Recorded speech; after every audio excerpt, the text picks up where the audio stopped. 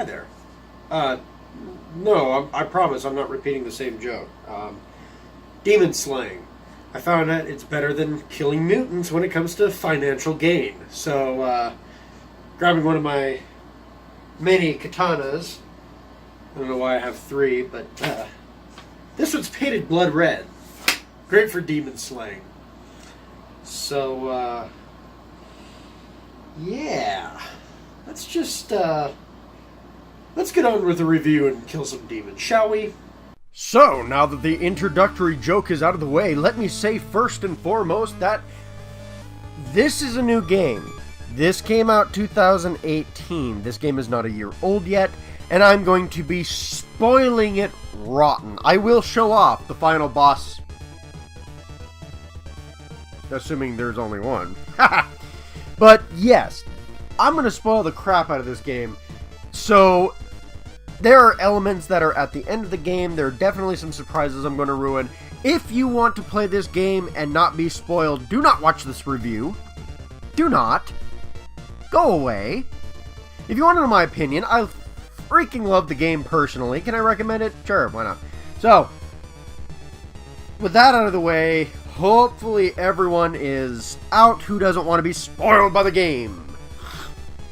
But if you want reviews with spoilers, come on down, stop on by. Second off, I live in a valley, and with half the country that I live in on fire, there's a lot of smoke in the valley, and I am highly allergic to smoke. So naturally my sinuses have been infected all freaking month, and my throat's a bit tender. So, yeah, my apologies if my voice sounds a bit raspier than usual, but I can't really help it. But with that out of the way, let's get into the intro of Bloodstained, Ritual of the Night.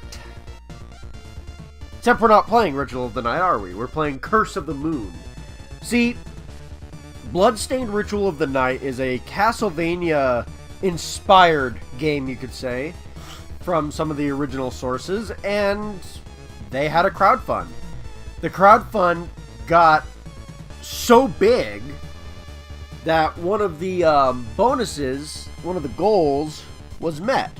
And this goal was a promise that if we made this much money before actually making the game, we would make this prequel game based around the NES Casltevania called Curse of the Moon. That's what we're reviewing today, ladies and gentlemen, because that got met. People love their Castlevania, and, you know, I've had a few run-ins with the Castlevania clan, if you could say, and since I want to get into the series more, this is a perfect excuse. It was either this or Octodad. So, without further ado, let's take on the Curse of the Moon. That's the last time I'm going to avoid spoilers, just to warn you. Okay? Alright, let's get into that plot, shall we? Yeah.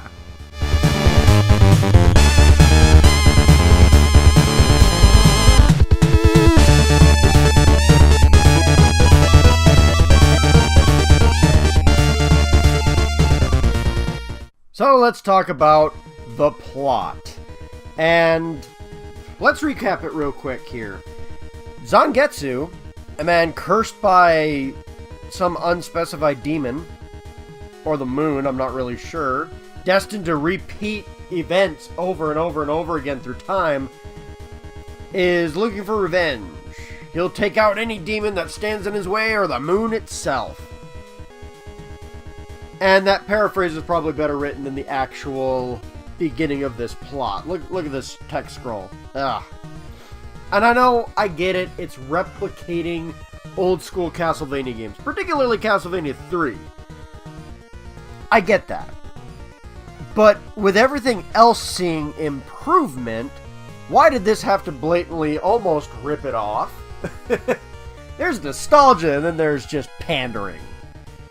I don't care much for it. If it was just an actual NES game, I would totally be forgiving for this. But since it's not, I have some problems with the way this game starts out. I really do. It doesn't really tell you much. You gotta almost kind of go look it up. And in a world where storytelling is more of a key feature in video games, this is kind of iffy for me.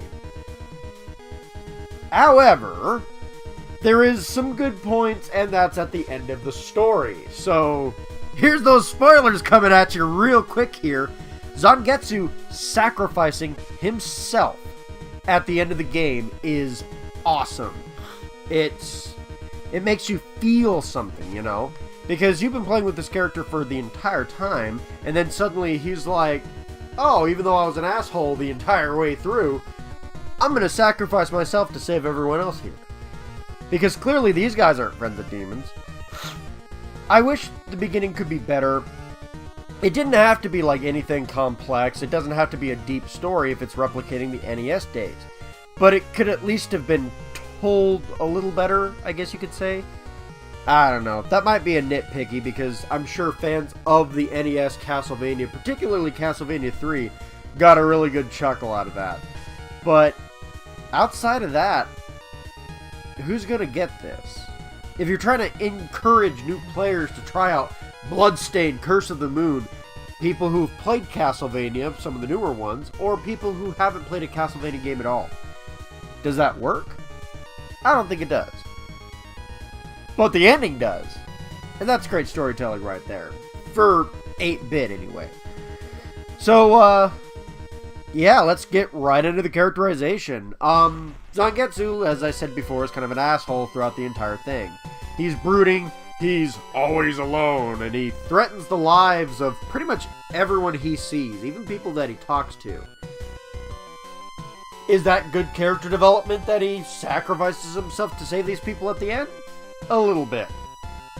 There's more to it, but we'll get into that when it comes to secrets and side quests, because, oh, that stuff happens after you beat the game once. So naturally, I can't really talk about it here, but there's a bit more depth to Zangetsu than meets the eye, especially after the end game. Let's see here. We got Miriam, who's honestly the true good guy throughout the game. She's noble, ready to slay demons and save people. She's just a kind-hearted soul. And since she's the main protagonist of the next game, Ritual of the Night, which was the main game out of this anyway, it's interesting to see her here and see what kind of personality she has. But it's showcased briefly, but really well. Alfred is just there using alchemy. We don't know much more about him in-game, and that's it. We don't even really know why he's there. I mean, I guess everything he does throughout the game could suit his character. He definitely wants to go after the demons, but why? We don't know. And then lastly, Gable? I'm not sure. But he's there for some unspecified revenge against the demons. After the credits roll, he still kind of sticks around. I'm going to save most of those spoilers for later, but it's kind of a clash against his character because he doesn't really like humans. He's just here to kill the demons. That's it. All in all, Gable, I'm leaving that in. Gable is easily the odd man out here. But the main characters are pretty good and they're shown fairly well for this kind of game. Again, you don't get much on Alfred, but you don't really need to. This is an 8-bit game. Things can be simple for the sake of being simple, and that's perfectly fine. As long as it's written well. Oh, sorry, cough from the smoke. But, yeah, actually what interests me the most is that there's a lot of characterization in the bosses, too. I mean, the bosses, when you fight them, they're shown to have some type of distinct personality before and even after you fight them. Let me say fight them 5 more times. Gosh, I hate when I get repetitive. You know what's not repetitive, though? The charm in all these bosses. There we go. Hell, there's one reading a book in a library. He's the guardian of the library, and he's just sitting hanging up on the roof reading a book. That's him. That's his character. That's all you need to know about him before fighting him. Does he show that after? Is that just a one-type thing? No, he's definitely his own thing. He's a beast. But, yeah, it's small little touches like this that make an 8-bit retro-style game stand out and feel definitive. And that's what I like about it. So now that the simple things for being simple are out of the way, I don't know if that was English, but I'm keeping it in anyway, let's talk about what's more important on an 8-bit retro-style game, the gameplay. So, as you guys know, this is inspired by Casltevania. I don't know if inspired's the right word after playing the game, but let's just go with that for copyright purposes. But this plays a lot like an NES Casltevania game. It's not hiding similarities. Not at all. Zangetsu is kind of an interesting character. He's slightly faster than the others. He has short-range attack, but his attack is so dang fast with that katana. See, there is a katana. There's been a katana in every game. I promise you, there has been. But, yeah. His katana is really short-range, but he's got a nice whip for, you know, long-range, upward attacks, I guess you could say. And for enemies that are just genuinely above you. You got a spell for multiple attacks, which you can just basically leave on the ground as a trap, or when you get a mini-boss that just stands there, just throw it at them and watch them die. And then you got a power buff, which you can transfer to other characters. Zangetsu is not a bad character by any means, but he's not the greatest character. Miriam is the greatest character. She already has the Vampire Killer Belmont, her own style of whip attack. She has great jump, has basically the longest range normal attack in the game. She just can't, you know, aim it upwards, sadly. And while she's slower at attacking than Zangetsu, I'm honestly a lot more comfortable with her whip attack, keeping enemies back, than Zangetsu's short range. Also, she has probably some of, not the best, but some of the best sub-weapons in the game. She's got a regular crappy knife that you can throw. Whoop-de-doo. But she's got a spread shot of knives that shoot upwards. Those are really cool. She's got a large axe that minces pretty much everything in the game with one hit, but it's slower than dirt. And a sickle, which is basically a bladed boomerang. She's easily the best character in the normal game. I say normal game, I will get to that in a bit. Alfred actually has the best sub-weapons in the game. But he's got the worst normal attack because it's short range, it does piss poor damage, and he's also really slow at attacking it. Think Zangetsu, but weaker and slower. That's his normal attack. But his spells, or sub-weapons, are awesome. He can create a barrier that can transfer to other characters that basically almost blocks all damage, including some from the final boss, mind you, which is very useful. He has a large ice arrow that makes short work out of strong enemies because it basically turns them to ice completely. He's got a shadow clone-like ability, which actually kind of sucks unlike the rest of his weapons. I don't know what the use is for it, but it's there. And a special hidden homing thunder attack, which is amazing and hidden in every level, but I honestly usually just get it for one particular boss. Alfred sucks without these things, though. His mobility sucks, his health really sucks, and his normal attacks suck. Gabel, or Ghibli, whatever you want to call him, has a shotgun blast of bats, which is pretty decent range. It attacks higher enemies without using, potion points or sub-weapon points. And he turns into a bat, which basically allows him to skip platforming sections. It's nice. He's a pretty good character overall.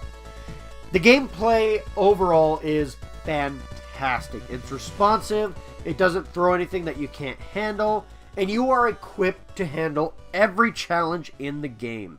Period.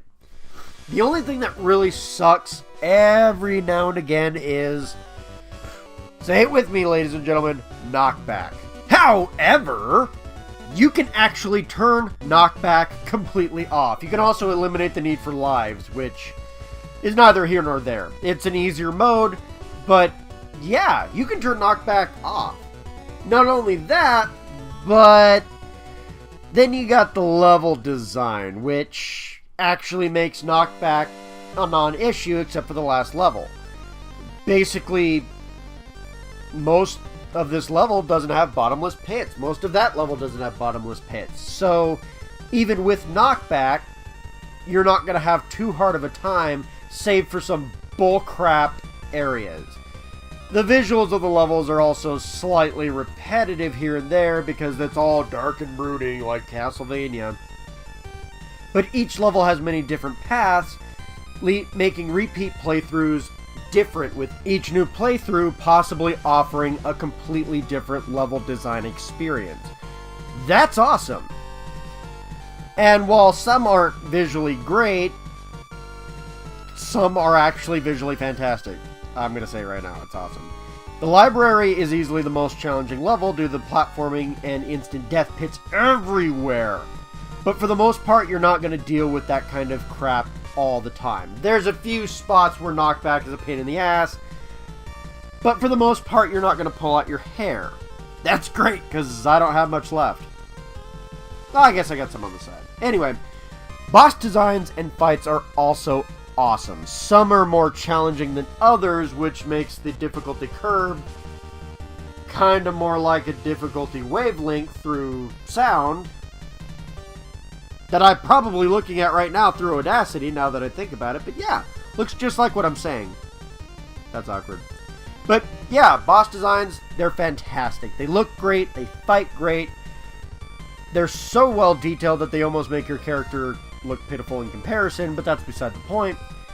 And the final boss, holy crud, so challenging but so satisfying to finally kill and defeat with her two forms. Just awesome. Awesome all around. But as I've hinted at earlier, there are two different final bosses. Let me get into it, shall we? So if I haven't spoiled the game rotten yet, as I've mentioned before, at the end of the game, Zangetsu sacrifices himself to save his other three companions. So what does beating the game actually get you but Nightmare Mode, where you play the game again, with tougher boss fights and enemies. But this time Zangetsu isn't there. See, you start out with the other three this time instead of unlocking them through the game.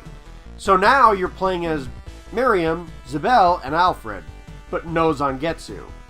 Which is nice because you can take alternate pathways through the first few levels that you couldn't before.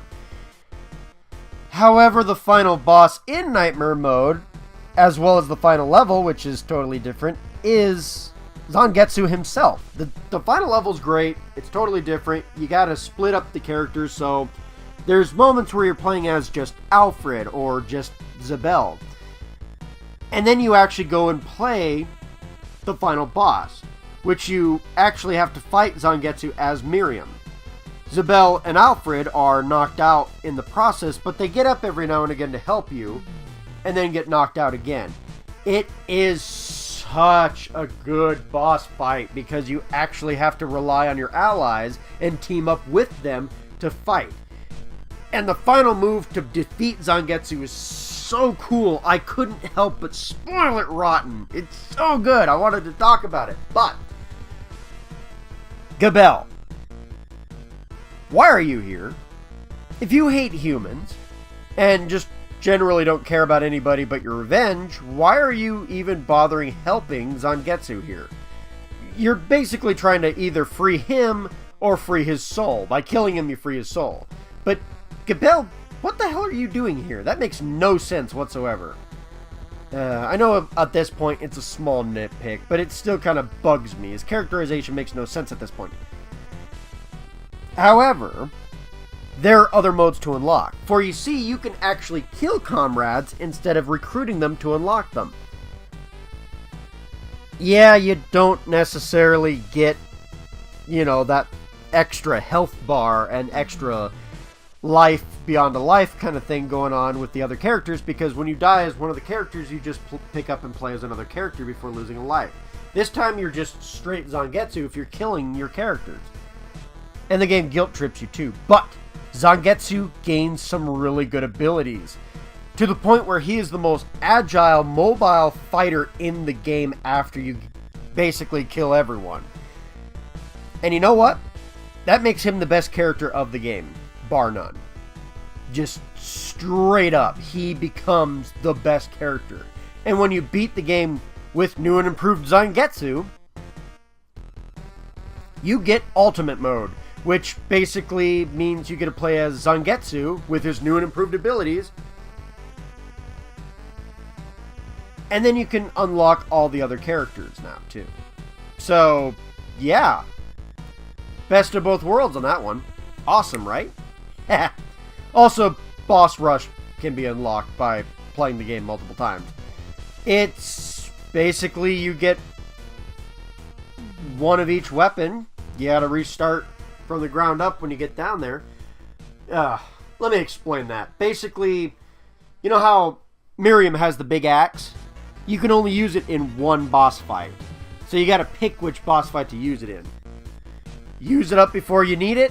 Uh-oh, can't get it again. You also have certain health options. It's like Boss Rush from Smash Brothers. It really is. But yeah, Boss Rush. Another cool unlockable. Ultimate Mode, Nightmare Mode, Boss Rush. Lots of reasons to replay the game, and that's really good, actually. So, let's look at the game overall and see who I can recommend this to. The game is fantastic, especially if you like 8-bit games that play well, horror platformers, or just Castlevania in general. You like any of these things? Pick up the game right away. What are you waiting for? You're probably already playing the game anyway if you do like these things. The story is slightly flawed, but the rest of the game is fantastic. Great characters, except for Gabelle. Great gameplay, great levels, so good bosses. Oh my gosh. And honestly, you beat the game once and you get Nightmare Mode, which has a new ending. What? Wait, why is Zangetsu here? Is this foreshadowing Mega Man? Am I telling you guys I'm going to go to a Mega Man marathon next? For Mega Man 11? Nope. But the next marathon is indeed Capcom related. And it's demon slaying related too. Oh yes, are you ready for some Devil May Cry? Oh, let's go. But this is the season finale for Season 1 of Sauron Takes On. I've been at this for a year now. I have a few subscribers. I appreciate you guys for watching my videos. I love it. And I'm going to keep doing it too. Season 2 of Devil May Cry. Oh, sorry. Sauron Takes On starts with, well, Devil May Cry. Can you tell I'm excited for that marathon? But you know, afterwards, I think playing this game has put me in the mood for some indie games. So maybe we'll have an indie marathon after some demon hunting. Maybe. We'll see. My schedule's pretty flexible. But until then, take care, my minions. We'll see you in Season 2. Bye-bye.